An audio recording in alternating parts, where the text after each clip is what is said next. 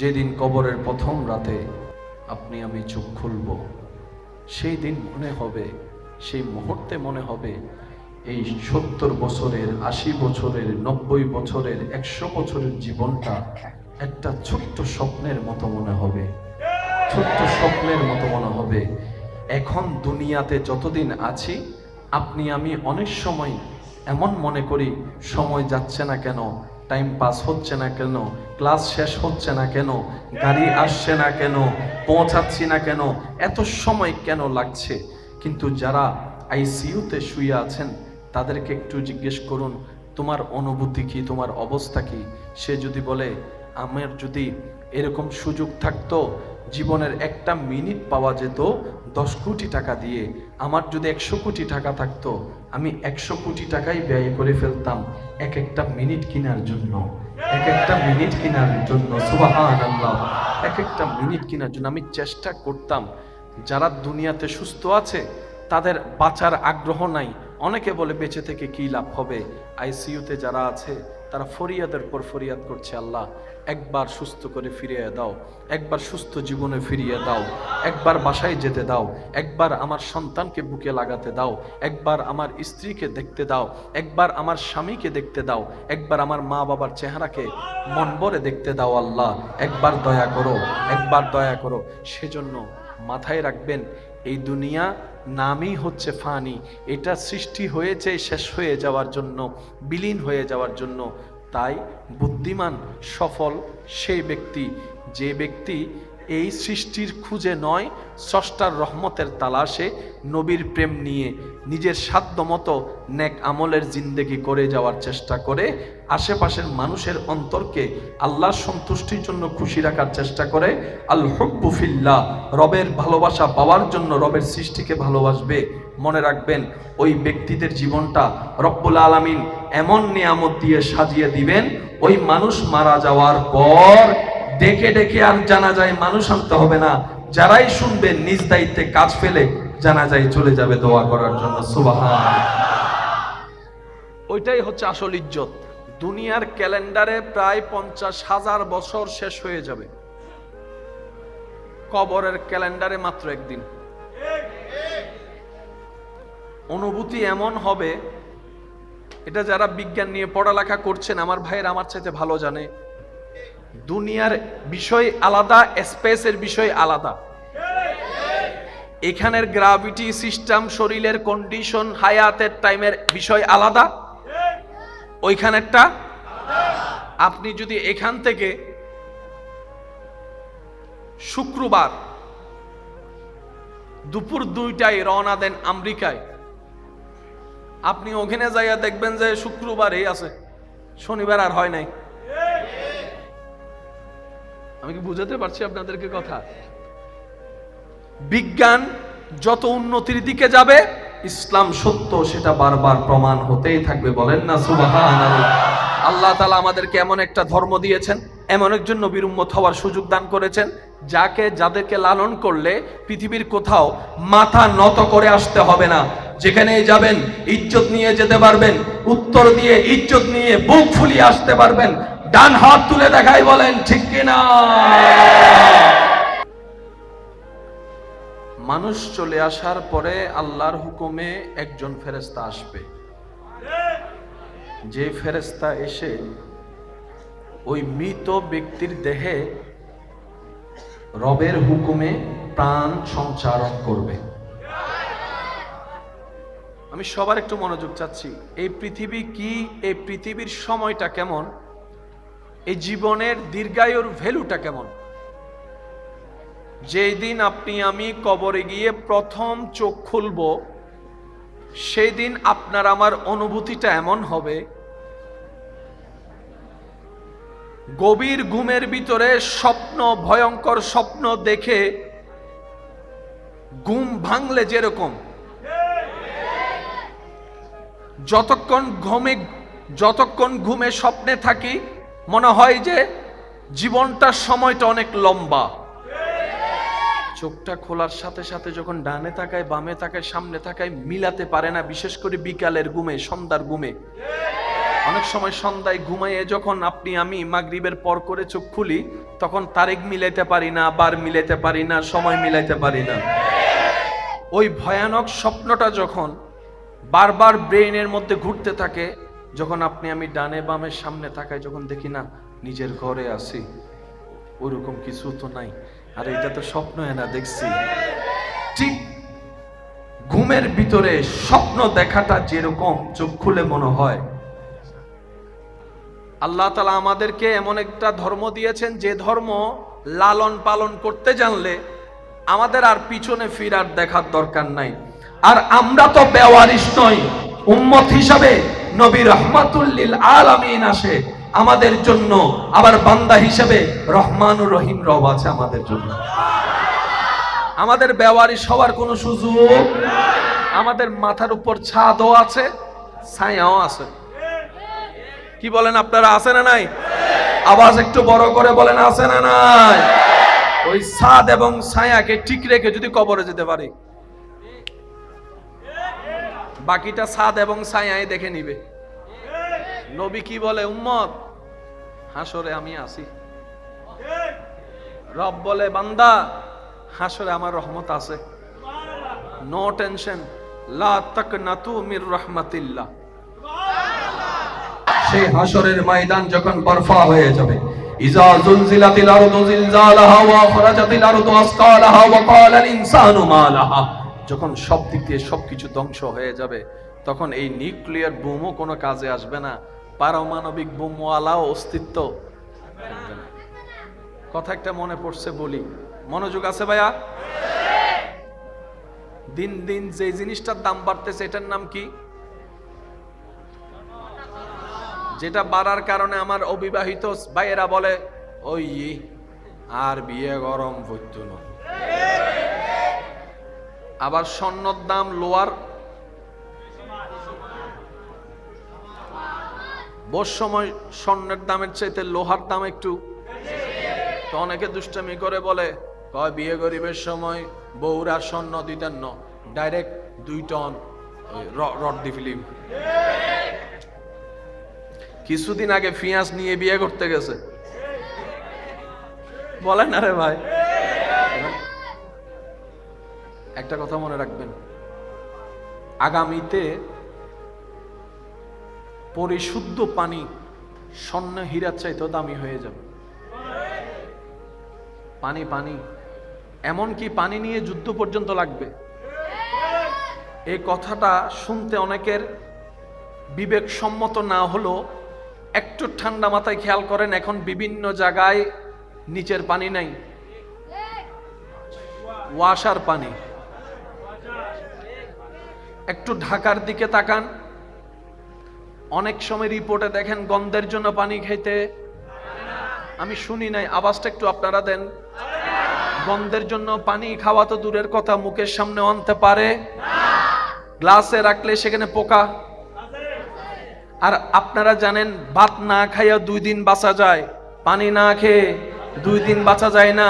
পরিবেশ এমন ঘোলাটি হওয়া শুরু হচ্ছে, একটা সময় দেখবো আমরা এই পানি পান করা নিয়ে ঘরে ঘরে যুদ্ধ লেগে যাবে, এলাকায় এলাকায় যুদ্ধ লেগে যাবে।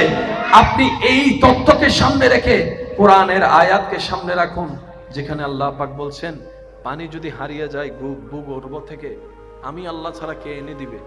ওখানে ইঙ্গিত দেওয়া আছে যে এই ঘটনা ঘটার সম্ভাবনা আছে। তখন আর স্বর্ণ দিও 1 গ্লাস পানি পাওয়া, আর সেই পানি আল্লাহ আপনাকে ফিরি আমাকে আপনাকে দান করেছেন, যার কারণে কল ছাইলে চলে যাচ্ছি। পানি লাগতেছে 1 ড্রাম, নিচ্ছি ফেলে দিচ্ছি 2 ড্রাম, কাপড় ধুইতে লাগে 1 বালতি, পানি পড়তেই আছে, জড়তেই আছে, ফেলতেই আছি। মনে রাখবেন, আপনার ঘরে টিউবওয়েল থেকে, কল থেকে, নল থেকে যে পানিটা বের হয়, সেটা বন্ধ করার সময় টাইট করে বন্ধ করবেন, একটা ফোঁটা পানি যেন অপচয় না হয়। কারণ এই পানিটার মালিক আপনি আমি নই, মালিক আল্লাহ। ব্যবহার করার অধিকার সবাইকে দিয়েছেন, ওই পানি অপচয় করার অধিকার আপনার আমার কারো নাই। কথা বলেন ঠিক কিনা? আল্লাহ পাক আপনাকে আমাকে নিয়ামতের কদর করার তৌফিক দান করুক। নিয়ামতের কদর না করলে, মর্যাদা না দিলে, গুরুত্ব না দিলে, সম্মান না দিলে নিয়ামত বেশি দিন থাকে না। আমরা সেজন্য নিয়ামত হারাই ফেলতেছি। আপনাদের কাছে এই কথাটা খুব স্বাভাবিক মনে হবে, কারণ আপনাদের এখানে অনেক জায়গায় এখনো পানি, মাটির নিচ থেকে পানি তুলে খান আপনারা, টিউবওয়েলের পানি একদম ফ্রেশ, ঠান্ডা ঠান্ডা। এক মাস ডাহা যায় তাই আইও তো বুঝিবে। সবচাইতে দামি জিনিস ঈমানের পরে, সেটার নাম হচ্ছে চরিত্র। কি বললাম? চরিত্রের সবচাইতে সুন্দর দিক হচ্ছে কথা, জবান। চরিত্রের সবচাইতে সুন্দর দিক কি? চরিত্রের আরেকটা দিক, চরিত্রের আরেকটা দিক, চরিত্রের আরেকটা দিক, চরিত্রের আরেকটা দিক। এগুলাকে সবগুলাকে সুন্দর করে যে দুইটা জিনিস, একটার নাম ধৈর্য, একটার নাম শুকরিয়া। সেজন্য যাদের এই সিনায় ধৈর্য এবং শুকরিয়ার বড় পাহাড় আছে, এই পৃথিবী তাদেরকে লাড়তে পারে না, নড়াতে পারে না। কোনো না কোনো বিবে তারা টিকে গিয়ে পৃথিবীকে জয় করে দেখিয়েছে। কথা বলেন ঠিক কিনা? জবান যার, নিয়ত যার, চোখ যার, হাত যার, বলা করা সুন্দর, আল্লাহ পাক ওই সমস্ত বান্দাদের উপর আলাদা রহমত নাজিল করে। নবী রাহমাতুল লিল আলামিন বলেছে, হে আমার উম্মত, তুমি আমাকে দুইটা জিনিস হেফাজত করবা বলে ওয়াদা করো, আমি তোমাকে জান্নাতের গ্যারান্টি দিব। সবাই জানেন, শুধু স্মরণ করিয়ে দিচ্ছি। নবী বলে, তুমি তোমার জবানের হেফাজত করবা, কাউকে কষ্ট দিয়ে কথা বলবা না, এটা আমার সাথে ওয়াদা করো। আর তোমার লজ্জাস্থানকে তুমি হেফাজত করবা, আল্লাহর দেওয়ার বিধানের বাইরে যাবা না। তুমি এই দুইটার হেফাজতের দায়িত্ব আমাকে গ্যারান্টি দাও, তুমি কথা দাও, হেফাজত করবা। হাসরের ময়দানে আল্লাহ থেকে কিভাবে তোমার জন্য জান্নাত নিতে হবে সেটা আমি ব্যবস্থা করে দেব। সুবহানাল্লাহ। আপনি গবেষণা করে দেখবেন, এই দুইটার ভিতরে সবকিছু চলে আসছে। দিন দিন বেহায়াপনা বেড়ে যাচ্ছে। একদিকে বেহায়াপনা বাড়তেছে, লজ্জা কমে যাচ্ছে, অন্যদিকে আযাবও বেড়ে যাচ্ছে। এটাই বলেন, ৮০ এবং ৯০ দশকে যারা জন্ম লাভ করেছে তাদের জীবনটা ছিল চমৎকার সুন্দর। তারা ছোট্ট ছোট্ট বিষয়ের মধ্যে মহা আনন্দ খুঁজে পেত। ঘড়ি তেমন ছিল না, কিন্তু ছোট্ট একটা ঘড়ি, হালকা লাইট জ্বলতো, ওই যে সিলভার কালারের ঘড়িগুলা, এই ঘড়িগুলা পেয়ে তারা ওই আজকের এই দিনের বড় বড় ব্র্যান্ডের দামি ঘড়ি চাইতো বেশি খুশি উদযাপন করতো। কথা বলেন ঠিক কিনা? তেমন গাড়ি ছিল না, পেট্রোল এখন যে এরকম আছে ব্যাটারির গাড়ি, ওই যে নারিকেলের ডগা কতগুলাকে সুন্দর করে চেয়েছে, একজন বসতো, দুইজন বসতো, বাকি ৩-৪ জনে টানতো। ওই ছোট্টবেলার সে তেল ছাড়া, ব্যাটারি ছাড়া, ওই চাকা ছাড়া গাড়ির মধ্যে চড়ে ৮০-৯০ দশকের সে মানুষগুলার যে স্মৃতি এখনো বুকে লালন করে, আজকালের ছেলে মেয়েরা সেটা কখনো বুঝতে পারবে না, তারা জানতে পারবে না ৮ আনা ১ টাকার আইসক্রিমের মজাটা কেমন ছিল। যখন স্কুলের সামনে ওই আইসক্রিম বিক্রেতে বাবা মামাটা সুন্দর করে বারবার আওয়াজ করত, ঘন্টি নেড়ে নেড়ে ডাকতে থাকতো, তখন ওই ৮ আনা ১ টাকা ২ টাকার সেই নারিকেলের আইসক্রিম, দুধের আইসক্রিমের স্বাদ বর্তমানে ২০০-৩০০ টাকার আইসক্রিমের মধ্যে পাওয়া যাবে না। ছোট্টবেলায় বড়দের থেকে ২ টাকা বকশিশ পেলে দাদা নানাই যদি ৫ টাকা দিত, ১০ টাকা দিত, তার পা আর মাটিতে পড়তো না। ওই ৫-১০ টাকায় যে সুখ আনন্দ খুঁজে পাওয়া হতো, আজকে ১০০০ টাকার নোটের মধ্যেও সেই শান্তি নাই। কথা বলেন ঠিক কিনা? আফসোস হয় বর্তমান যারা আছে তাদের জন্য। তারা মানে কোনো কিছুই, আসরের পরে খেলার মাঠে, মাগরিবের আজান হতে না হতেই নামাজটা পড়ে নাস্তা করে পড়ার টেবিলে। আর তখন একটা নিয়ম ছিল, পড়ার সময় কেউ হাঁটাহাঁটি করলে কার ছেলে না কার ছেলে দেখতো না, মেয়ে দেখতো না, সবাই বকা দিত। আর বকা দিল আমরা তখন তুই আমার কে, তুমি আমার কে, এইসব কথা বলার সাহস থাকতো না। মুরব্বীদের প্রতি আলাদা একটা শ্রদ্ধা, সম্মান। আল্লাহ তাআলা আমাদের সবাইকে জীবন আল্লাহ যেভাবে চায়, যেভাবে চললে আল্লাহ খুশি হবে সেভাবে চলার তৌফিক দান করুক, আমিন। যেদিন কবরের প্রথম রাতে আপনি আমি চোখ খুলব, সেই দিন মনে হবে, সেই মুহূর্তে মনে হবে এই 70 বছরের, 80 বছরের, 90 বছরের, 100 বছরের জীবনটা একটা ছোট্ট স্বপ্নের মতো মনে হবে, ছোট্ট স্বপ্নের মতো মনে হবে। এখন দুনিয়াতে যতদিন আছি, আপনি আমি অনেক সময় এমন মনে করি সময় যাচ্ছে না কেন, টাইম পাস হচ্ছে না কেন, ক্লাস শেষ হচ্ছে না কেন, গাড়ি আসছে না কেন, পৌঁছাচ্ছি না কেন, এত সময় কেন লাগছে।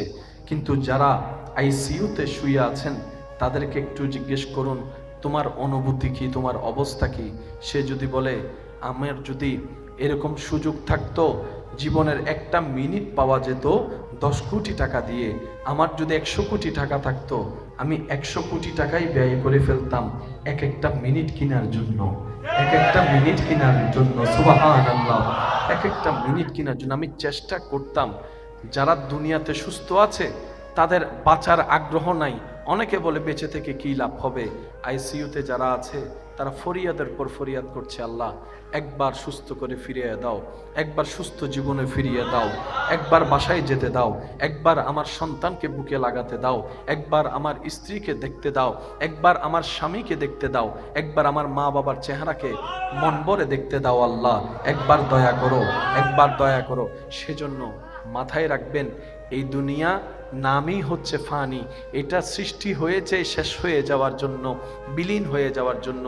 তাই বুদ্ধিমান সফল সেই ব্যক্তি, যে ব্যক্তি এই সৃষ্টির খুঁজে নয়, স্রষ্টার রহমতের তালাশে নবীর প্রেম নিয়ে নিজের সাধ্যমতো নেক আমলের জিন্দেগি করে যাওয়ার চেষ্টা করে, আশেপাশের মানুষের অন্তরকে আল্লাহর সন্তুষ্টির জন্য খুশি রাখার চেষ্টা করে। আল হুব্বু ফিল্লাহ, রবের ভালোবাসা পাওয়ার জন্য রবের সৃষ্টিকে ভালোবাসবে। মনে রাখবেন, ওই ব্যক্তিদের জীবনটা রব্বুল আলামিন এমন নিয়ামত দিয়ে সাজিয়ে দিবেন, ওই মানুষ মারা যাওয়ার পর ডেকে ডেকে আর জানাজায় মানুষ আনতে হবে না। যারাই শুনবেন নিজ দায়িত্বে কাজ ফেলে জানাজায় চলে যাবে দোয়া করার জন্য। সুবহানাল্লাহ, ওইটাই হচ্ছে আসল ইজ্জত। দুনিয়ার ক্যালেন্ডারে প্রায় 50,000 বছর শেষ হয়ে যাবে, কবরের ক্যালেন্ডারে মাত্র একদিন। অনুভূতি এমন হবে, এটা যারা বিজ্ঞান নিয়ে পড়ালেখা করছেন আমার ভাইয়ের আমার চাইতে ভালো জানে। দুনিয়ার বিষয় আলাদা, স্পেসের বিষয় আলাদা। এখানের গ্রাভিটি সিস্টেম, শরীরের কন্ডিশন, হায়াতের টাইমের বিষয় আলাদা, ওইখানেরটা। আপনি যদি এখান থেকে শুক্রবার দুপুর 2টায় রওনা দেন আমেরিকায়, আপনি ওখানে যাইয়া দেখবেন যে শুক্রবারই আছে, শনিবার আর হয় নাই। আমি কি বুঝাতে পারছি আপনাদেরকে কথা?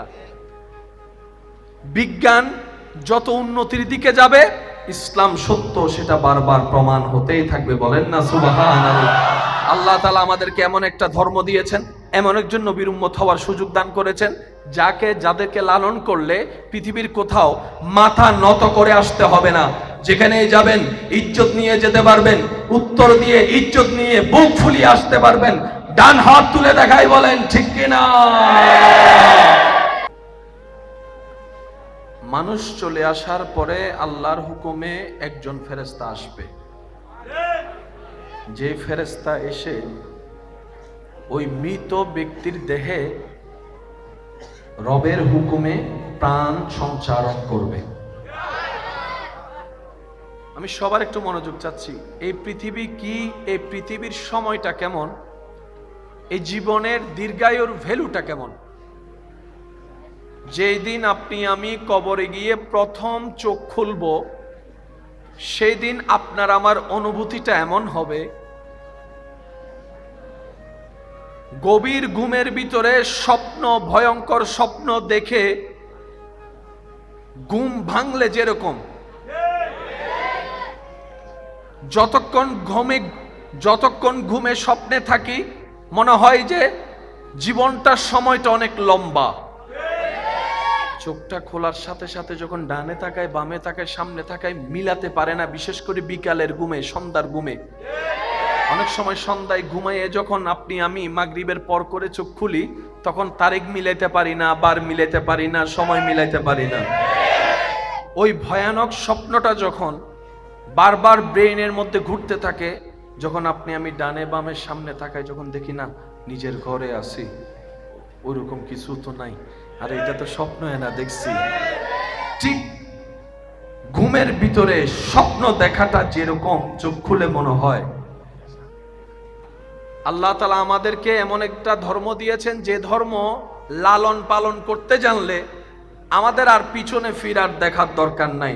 আর আমরা তো বেওয়ারিশ নই, উম্মত হিসাবে নবী রাহমাতুল লিল আলামিন আসে আমাদের জন্য, আবার বান্দা হিসাবে রহমানুর রহিম রব আছে আমাদের জন্য।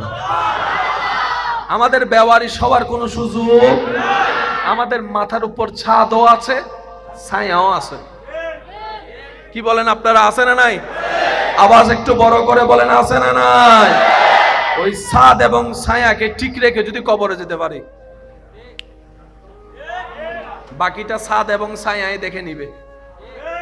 নবী কি বলে, উম্মত হাসরে আমি আছি।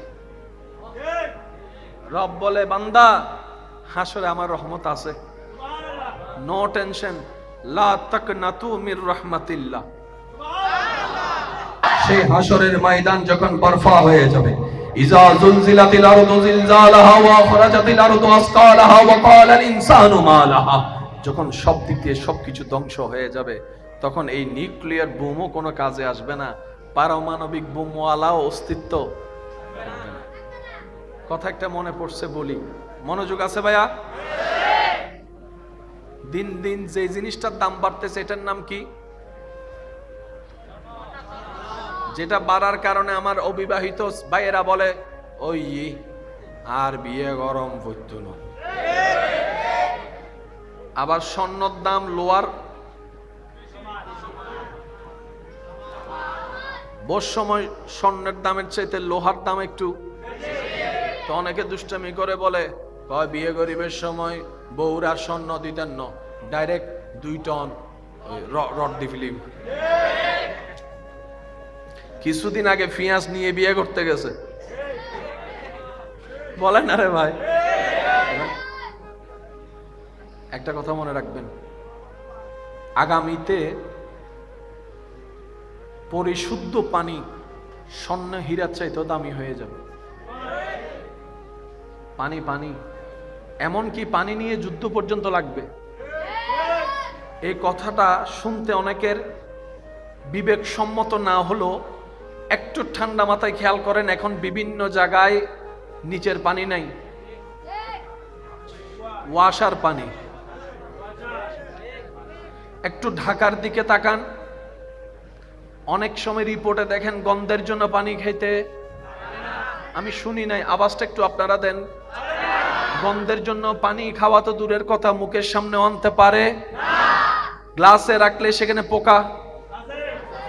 আর আপনারা জানেন, ভাত না খাইয়া 2 দিন বাঁচা যায়, পানি না খেয়ে 2 দিন বাঁচা যায় না।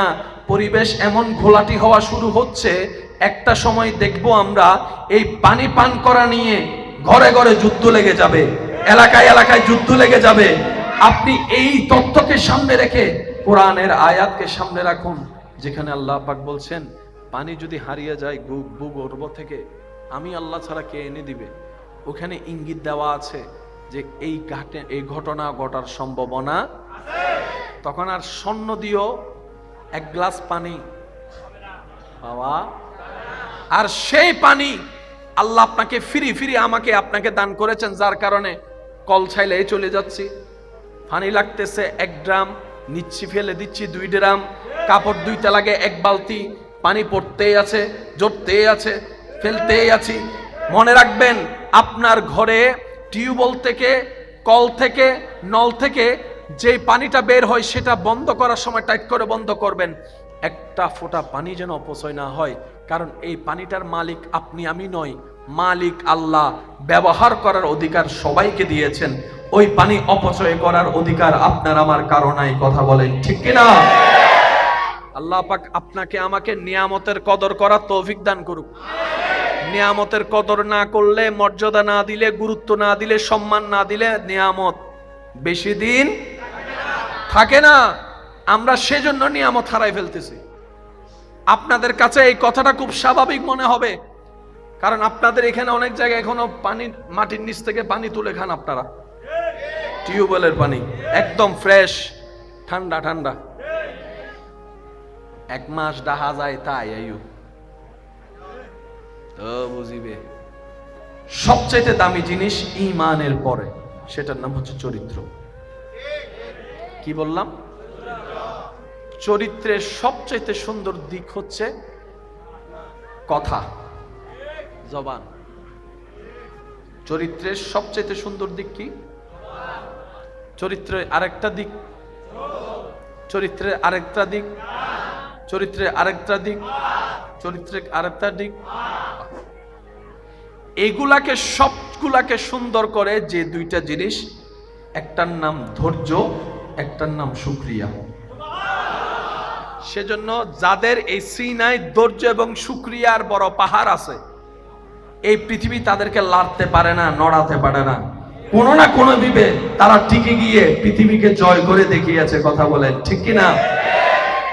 জবান যার, নিয়ত যার, চোখ যার, হাত যার, বলা করা সুন্দর, আল্লাহ পাক ওই সমস্ত বান্দাদের উপর আলাদা রহমত নাজিল করেন। নবী রাহমাতুল লিল আলামিন বলেছে, হে আমার উম্মত, তুমি আমাকে দুইটা জিনিস হেফাজত করবা বলে ওয়াদা করো, আমি তোমাকে জান্নাতের গ্যারান্টি দিব। সবাই জানেন, শুধু স্মরণ করিয়ে দিচ্ছি। নবী বলে, তুমি তোমার জবানের হেফাজত করবা, কাউকে কষ্ট দিয়ে কথা বলবা না, এটা আমার সাথে ওয়াদা করো। আর তোমার লজ্জাস্থানকে তুমি হেফাজত করবা, আল্লাহর দেওয়ার বিধানের বাইরে যাবা না। তুমি এই দুইটার হেফাজতের দায়িত্ব আমাকে গ্যারান্টি দাও, তুমি কথা দাও হেফাজত করবা। হাসরের ময়দানে আল্লাহ থেকে কিভাবে তোমার জন্য জান্নাত নিতে হবে সেটা আমি ব্যবস্থা করে দেব। সুবহানাল্লাহ। আপনি গবেষণা করে দেখবেন, এই দুইটার ভিতরে সবকিছু চলে আসছে। দিন দিন বেহায়াপনা বেড়ে যাচ্ছে। একদিকে বেহায়াপনা বাড়তেছে, লজ্জা কমে যাচ্ছে, অন্যদিকে আযাবও বেড়ে যাচ্ছে। তো এটাই বলেন, ৮০ এবং ৯০ দশকে যারা জন্ম লাভ করেছে তাদের জীবনটা ছিল চমৎকার সুন্দর। তারা ছোট্ট ছোট্ট বিষয়ের মধ্যে মহা আনন্দ খুঁজে পেত। ঘড়ি তেমন ছিল না, কিন্তু ছোট্ট একটা ঘড়ি, হালকা লাইট জ্বলতো, ওই যে সিলভার কালারের ঘড়িগুলা, এই ঘড়িগুলা পেয়ে তারা ওই আজকের এই দিনের বড় বড় ব্র্যান্ডের দামি ঘড়ি চাইতো বেশি খুশি উদযাপন করতো। কথা বলেন ঠিক কিনা? তেমন গাড়ি ছিল না, পেট্রোল এখন যেরকম আছে ব্যাটারির গাড়ি, ওই যে নারিকেলের ডগা কতগুলাকে সুন্দর করে চেয়েছে, একজন বসতো, দুইজন বসতো, বাকি ৩-৪ জনে টানতো। ওই ছোট্টবেলার সে তেল ছাড়া, ব্যাটারি ছাড়া, ওই চাকা ছাড়া গাড়ির মধ্যে চড়ে ৮০-৯০ দশকের সে মানুষগুলার যে স্মৃতি এখনো বুকে লালন করে, আজকালের ছেলে মেয়েরা সেটা কখনো বুঝতে পারবে না, তারা জানতে পারবে না ৮ আনা ১ টাকার আইসক্রিমের মজাটা কেমন ছিল। যখন স্কুলের সামনে ওই আইসক্রিম বিক্রেতে বাবা মামাটা সুন্দর করে বারবার আওয়াজ করত, ঘন্টি নেড়ে নেড়ে ডাকতে থাকতো, তখন ওই ৮ আনা ১ টাকা ২ টাকার সেই নারিকেলের আইসক্রিম, দুধের আইসক্রিমের স্বাদ বর্তমানে ২০০-৩০০ টাকার আইসক্রিমের মধ্যে পাওয়া যাবে না। ছোট্টবেলায় বড়দের থেকে ২ টাকা বকশিশ পেলে দাদা নানাই যদি ৫ টাকা দিত, ১০ টাকা দিত, তার পা আর মাটিতে পড়তো না। ওই ৫-১০ টাকায় যে সুখ আনন্দ খুঁজে পাওয়া হতো, আজকে ১০০০ টাকার নোটের মধ্যেও সেই শান্তি নাই। কথা বলেন ঠিক কিনা? আফসোস হয় বর্তমান যারা আছে তাদের জন্য। তারা মানে কোনো কিছুই, আসরের পরে খেলার মাঠে, মাগরিবের আজান হতে না হতেই নামাজটা পড়ে নাস্তা করে পড়ার টেবিলে। আর তখন একটা নিয়ম ছিল, পড়ার সময় কেউ হাঁটাহাঁটি করলে কার ছেলে না কার ছেলে দেখতো না, মেয়ে দেখতো না, সবাই বকা দিত। আর বকা দিল আমরা তখন তুই আমার কে, তুমি আমার কে, এইসব কথা বলার সাহস থাকতো না। মুরব্বীদের প্রতি আলাদা একটা শ্রদ্ধা সম্মান। আল্লাহ তাআলা আমাদের সবাইকে জীবন আল্লাহ যেভাবে চায়, যেভাবে চললে আল্লাহ খুশি হবে সেভাবে চলার তৌফিক দান করুক। আমিন।